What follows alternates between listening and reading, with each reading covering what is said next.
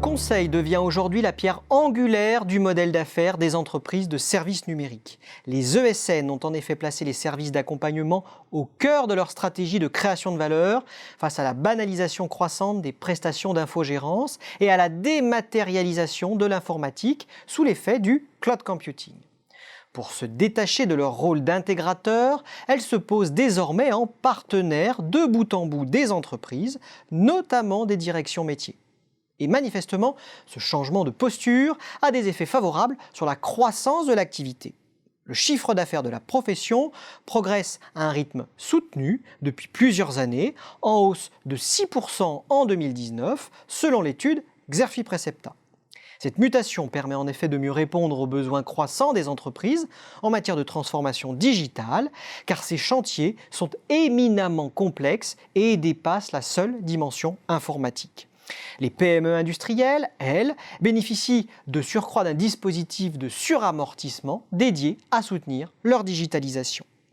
Mais cette transformation stratégique des ESN s'accompagne d'un durcissement du contexte concurrentiel.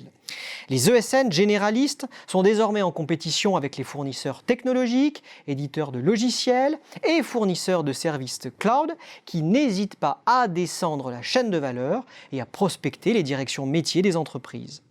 Dans la même veine, l'essor des plateformes de freelance de l'informatique donne aux clients finaux les moyens de contourner les ESN en s'adressant directement aux consultants qualifiés pour la réalisation des services numériques.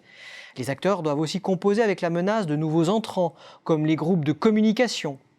Publicis s'impose par exemple comme acteur à part entière des services numériques après avoir multiplié les acquisitions.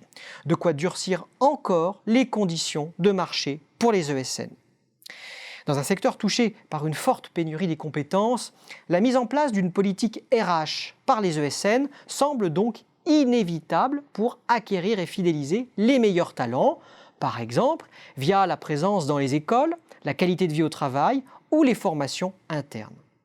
Surtout, les ESN peuvent miser sur une stratégie de guichet unique pour accompagner les entreprises tout au long de leur transformation digitale, de l'identification des besoins des équipes à l'installation de la solution technologique.